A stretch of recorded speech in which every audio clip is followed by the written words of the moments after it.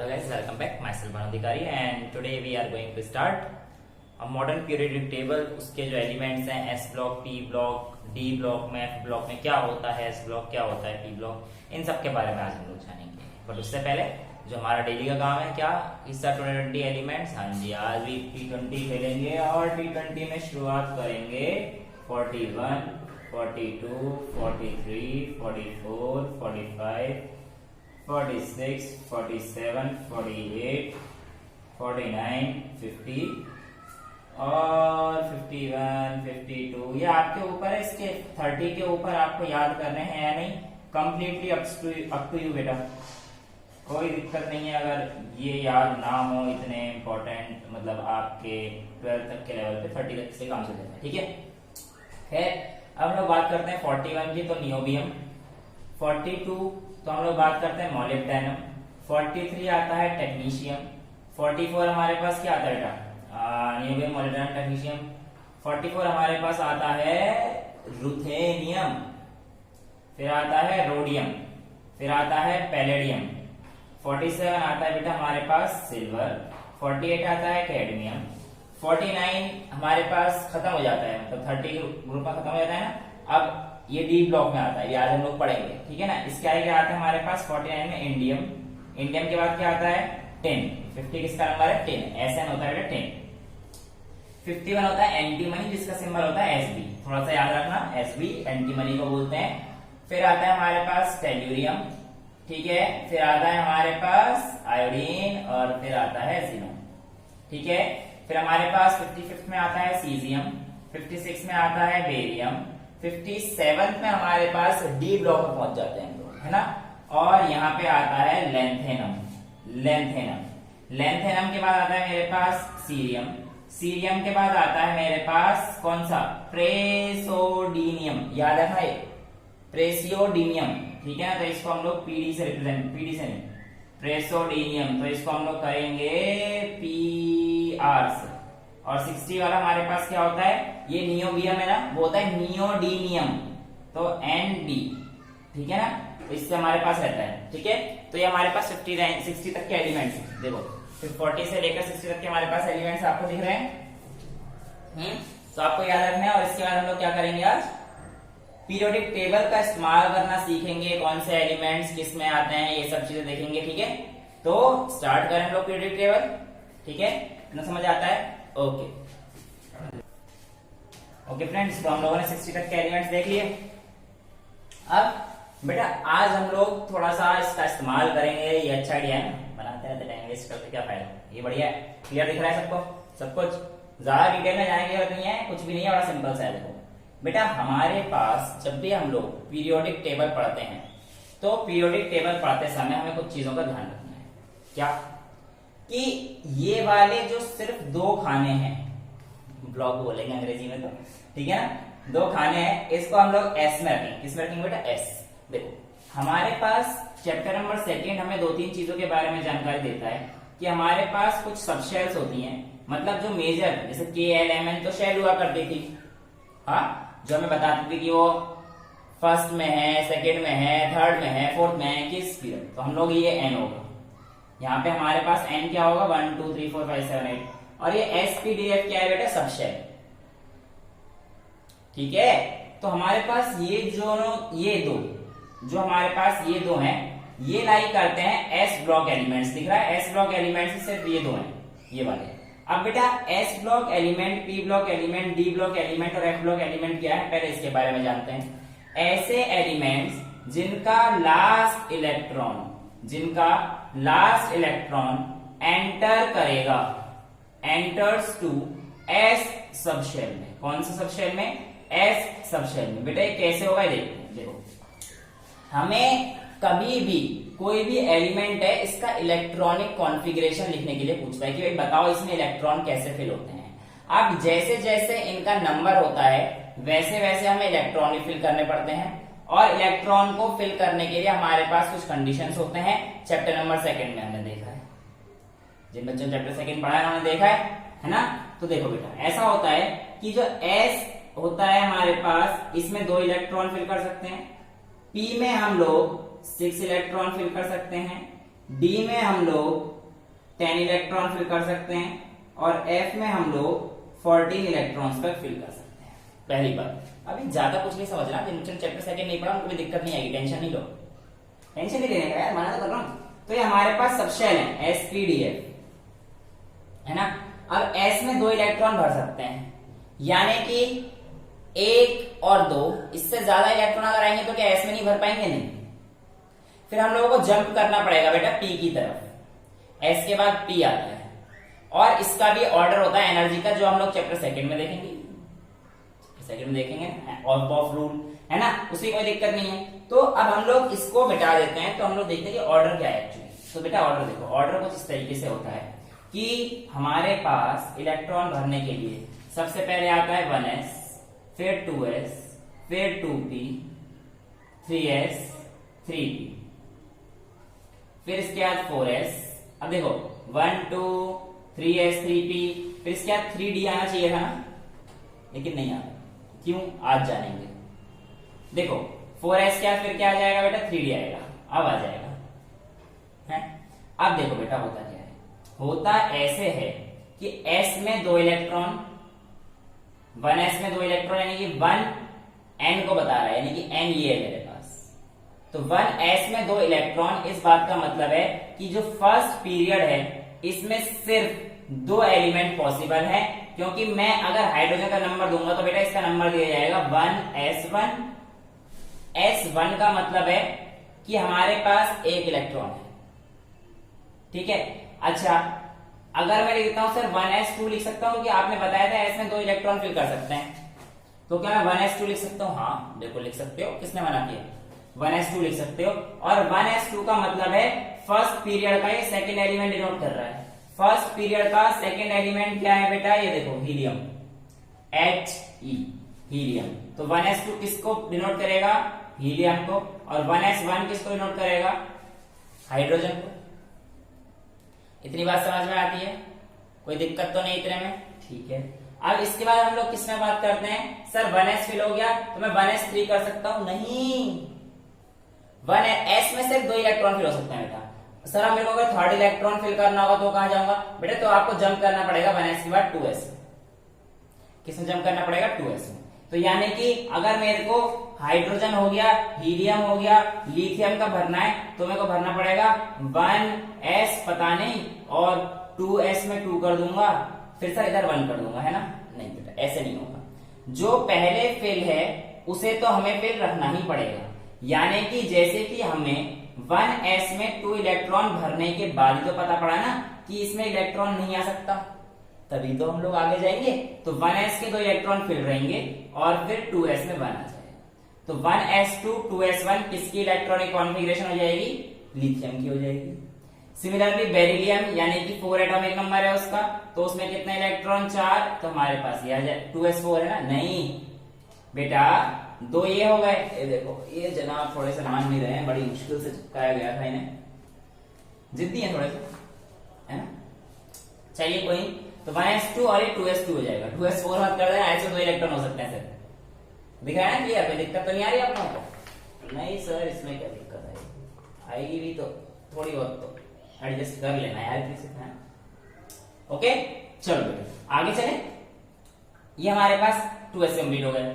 अब 2p, यानी कि अगर हम लोग बेरिलियम तक लिखेंगे तो बेरिलियम की इलेक्ट्रॉनिक कॉन्फ़िगरेशन क्या होगी?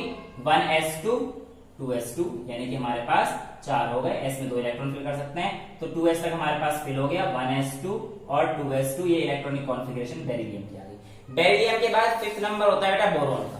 तो अब क्या करेंगे? देखो बेटा 2s के आगे आ जाओ, 1s2 2s2 2p1, 5 भरना है ना 5th।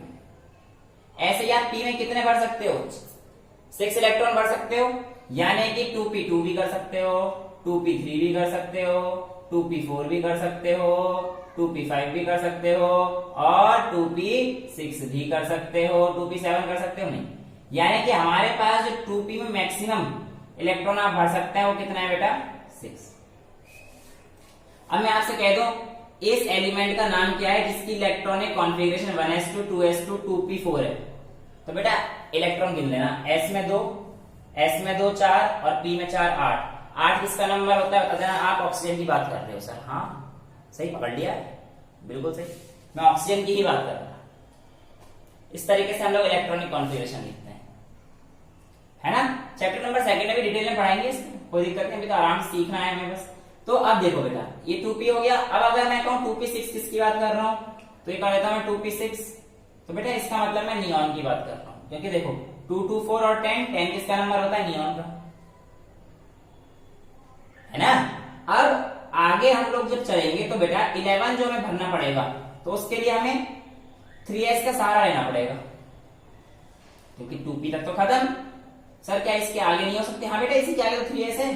सर 2p के आगे 3p नहीं कर सकते? नहीं, उसका रीजन अफबाव है, अफबाव प्रिंसिपल चैप्टर 2, है ना। अभी देखेंगे कैसे। अब देखो बेटा, ये जो 3s है इसमें इलेक्ट्रॉन भरते हैं 1s2 2s2 2p6 3s1, क्योंकि s में एक इलेक्ट्रॉन तो भर सकता हूं। और अगर ये हो गया 11, क्योंकि 2 2 4 और 6 10 और 1 11। अच्छा अगर मैं 2 कर दूं तो सर 12 का हो गया। अच्छा अगर मैं 3 कर दूं तो सर 13 का हो गया, है ना। अरे बेटा नहीं, 13 का ऐसे नहीं आएगा, ये s में तो 2 ही भर सकते हैं।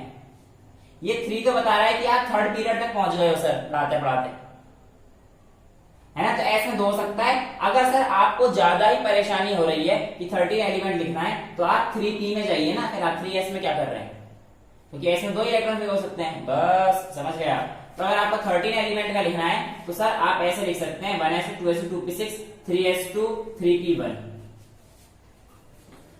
3p1। और ऐसे में 3p कहां तक चला सकता हूं बेटा? 3p6 तक, क्योंकि p में 6 इलेक्ट्रॉन एक्सचेंज कर सकते हैं। अच्छा बेटा, मैं अगर कहूं कि मेरे को 12 नंबर किसका होता है? मैग्नीशियम। मैग्नीशियम को लिखना है तो एक तरीका तो ये होता है 1s2 2s2 2p6 3s2। अरे सर आप परेशान मत करिए ना, थोड़ा सा आज एडजस्ट, ये सर भी ना मानते नहीं, है ना बेटा। एक तरीका तो ये है, एक तरीका और है। एक तरीका ये है कि इससे पहले वाले नोबल गैस, याद रखना पहली बात तो मैं क्या बोल रहा हूं, नोबल गैस। बेटा ये जो 18th एलिमेंट है, इन सबको हम लोग नोबल गैस बोलते हैं। Helium, neon, argon, krypton, xenon, radon और ऑर्गेनिज्म, ठीक है बेटा, इन सबको नोबल गैस बोलते हैं। अब इन सब नोबल गैस का इस्तेमाल करके भी हम लोग इलेक्ट्रॉनिक कॉन्फ़िगरेशन दे सकते हैं। एग्जाम्पल के तौर पर मुझे मैग्नीशियम का देना है इलेक्ट्रॉनिक कॉन्फ़िगरेशन, तो मुझे मैग्नीशियम से पीछे वाले नोबल गैस को देखना पड़ेगा। क्या देखना पड़ेगा? मैग्नीशियम से पीछे वाले नोबल गैस। तो ये नोबल गैस तो नहीं है, तो मैग्नीशियम के पीछे 12 के पीछे नोबल गैस कहां पे आ रही है? 10 पे आ रही है। तो बेटा आप ऐसे भी लिख सकते हैं मैग्नीशियम को, ऐसे भी लिख सकते हैं, और नियॉन तक ऐसे लिख के 3s2 भी लिख सकते हैं। क्योंकि आपने अगर नियॉन लिख दिया है तो मैं इस बात को समझ सकता हूं कि आप 2p6 तक की एटॉमिक कॉन्फ़िगरेशन जानते हैं, इलेक्ट्रॉनिक कॉन्फ़िगरेशन जानते हैं, और मैं इस तरीके से आगे का इलेक्ट्रॉन भर सकता हूं। समझ में आता है? तो इसलिए हमारे पास नोबल गैस का इस्तेमाल इलेक्ट्रॉनिक कॉन्फ़िगरेशन के दौरान कर सकते हैं। कोई दिक्कत इसमें? कोई डाउट नहीं? अब देखो बेटा, हम लोग बचपन में पढ़ते पढ़ते कंफ्यूज हो जाते थे कि नंबर ऑफ एलिमेंट्स 2n² होता है, और n की वैल्यू 1 लेंगे तो 2 आता है। फिर हमें पढ़ाया था 2 8 8 18, है ना। मतलब पहले तो कहते हैं n की वैल्यू 1 रखो तो 2n², यानी कि सर हम लोग n की वैल्यू 2 आ गया, ठीक है। फिर हमें कर दिया सर 2 × 2 का स्क्वायर 8 आ गई, ये बात भी हमने मान ली। लेकिन फिर हमसे कहते हैं 2 × 3 का स्क्वायर रखो, हैं, और 3 का स्क्वायर रखने पे तो 18 आ जाएगा। लेकिन पढ़ते हैं हम लोग 2 8 8 फिर 18 और फिर 18 उसके बाद 32। इसका क्या सीन है बेटा? आज सारे सीन खत्म कर देता हूं। अरे सीन मतलब ये वाले सीन, जो ये आपके कंफ्यूजन वाले सीन, ठीक है।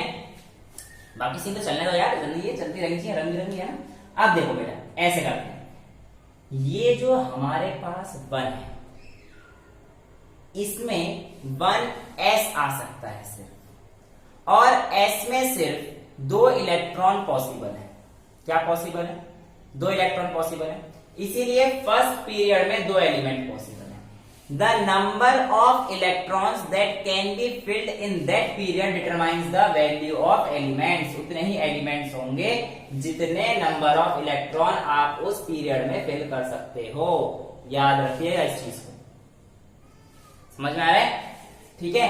अच्छा सर इस बात से हम लोग ऐसे समझें कि 2 में, अगर मैं 2 में देखता हूं तो सर 2 में आ रहा है देखो अब 2 में पहुंचे तो ये चीज तो आएगी आएगी, है ना।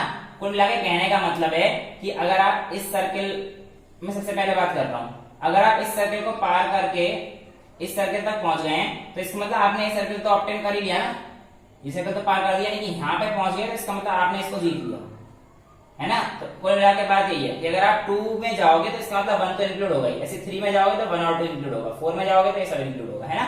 तो देखते हैं, देखो बेटा, तो जब 1 में देखा तो मैंने 1s था, सिर्फ s एलिमेंट था, s सबशेल था, 2 इलेक्ट्रॉन पॉसिबल है, इसमें 2 एलिमेंट फिल होते हैं। 2 की बात करता हूं तो देखो 2s और 2p, 2s और 2p, s में कितने इलेक्ट्रॉन पॉसिबल हैं? 2, p में कितने इलेक्ट्रॉन पॉसिबल हैं? 6।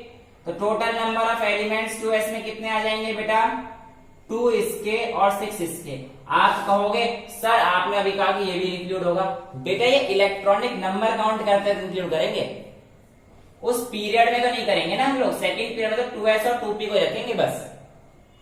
आप कहोगे 2d क्यों नहीं होता? 2d होता नहीं है, इस बात का जानकारी हम लोग सेकंड चैप्टर में मिलती है, ठीक है ना। सर 3s क्योंकि बेटा डी ब्लॉक में यहां से आता है, ये डी ब्लॉक के एलिमेंट्स अभी हम लोग पढ़ेंगे तो देखेंगे। और डी ब्लॉक कहां से होता है? 4th से, 4th पीरियड से, यानी कि 3d में आएंगे, ये अभी हम लोग देखेंगे कैसे होता है, ठीक है।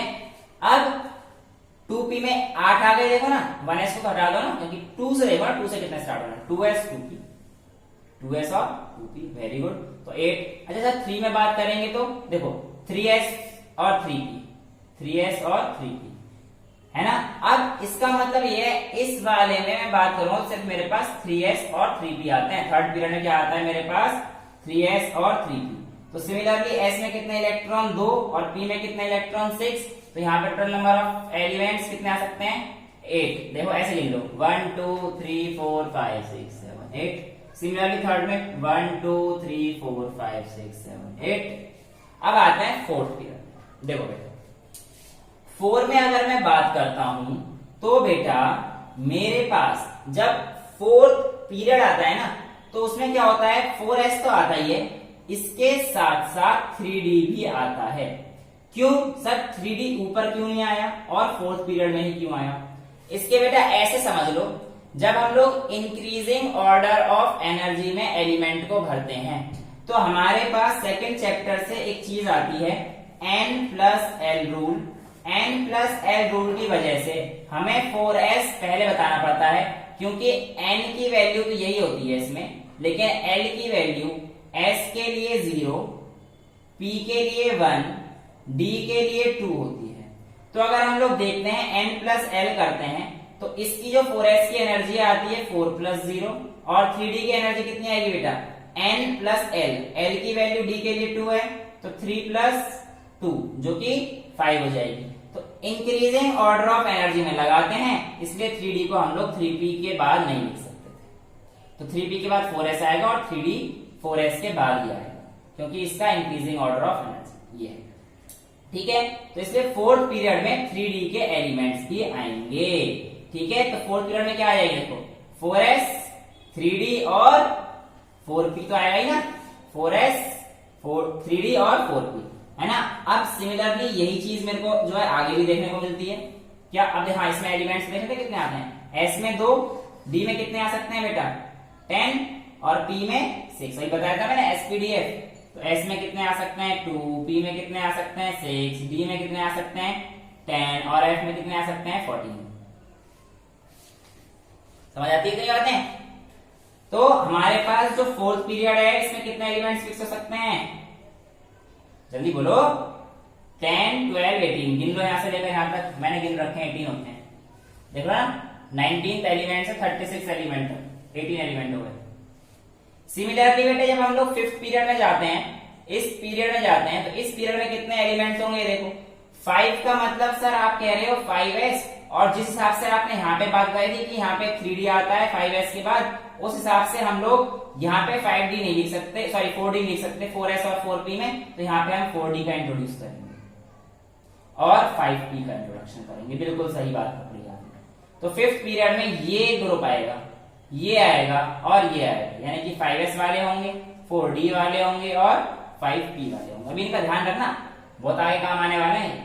तो 5 में देखो S में 2, D में 10, ये D हो गए यहां तक, और इसके आगे ये 6, तो 2 और 10 12 और 6 18, तो हमारे पास 18 एलिमेंट फिफ्थ में आते हैं इस तरीके से। अब बात करते हैं 6 और 7। बेटा जब मैं आपको मॉडर्न पीरियोडिक टेबल की सिग्निफिकेंस बता रहा था तब मैंने आपको बताया था कि 57 से यहां पर कुछ एलिमेंट्स ऐसे हैं जो पीरियोडिक टेबल के नीचे रखे गए हैं, और वो नीचे रखने का कारण भी यही है कि वो बाकी सारी प्रॉपर्टीज को डिस्टर्ब ना करें, पूरी पीरियोडिक टेबल को हमारी डिस्टर्ब ना करें। समझ आता है? और ये डिस्टर्ब ना करने के से नीचे रख दिया, और इन्हें हम लोगों ने एफ ब्लॉक एलिमेंट का नाम दिया। ठीक है, डिटेल में तो पढ़ेंगे एसपीडीएफ को, और अभी तो पीरियोडिक टेबल समझना बहुत जरूरी है, बहुत ही जरूरी है ना। अब बेटा 6 में हमारे पास आता है, देखो जब भी हम लोग 6 पीरियड जाएंगे ना तो हमेशा याद रखना एस के तो हमारे पास 6 एस वाले रहेंगे, और जितना एस है उतना पी हमेशा होता है। ये भी अलग अक्षर सब समझ में आ जाएगा, एसपीडी कैसे लिखते हैं सब टेंशन नहीं लेने का। अभी तो बस समझ लो कितने एलिमेंट है, 2 8 8 18 32 जो होता है ना, मैं इस डाउट को क्लियर कर रहा हूँ बस आपके ये, और इन सबको मिला के 118 है अभी तक। ठीक है, आईफिल हो चुका है यहाँ तक ऑर्गेनाइजेशन तक। बुक में कहते हैं कि 117 नहीं मिला, पता नहीं कौन कौन सा नहीं मिले, पर हमें सब मिल गए। ठीक है, चलो 6 की बात करते हैं, 6s 6p, और इसमें d कौन सा जाएगा बेटा 6 पीरियड में? 5d जाएगा ना। 5 जैसे यहाँ पे 3d गया था, 4d गया था, तो 6 पीरियड में d कौन सा जाएगा? 5d। और बेटा f इतने डिटेल में जाने की जरूरत नहीं, क्योंकि आप d और f ना क्लास 12 में पढ़ेंगे, लेकिन समझने के लिए बहुत जरूरी है, पीरियोडिक टेबल समझनी है, अभी से समझ आएगा 12 तो हवा हो जाएगी। 5d और ये 4f ये प्रेजेंट होता है 6 पीरियड।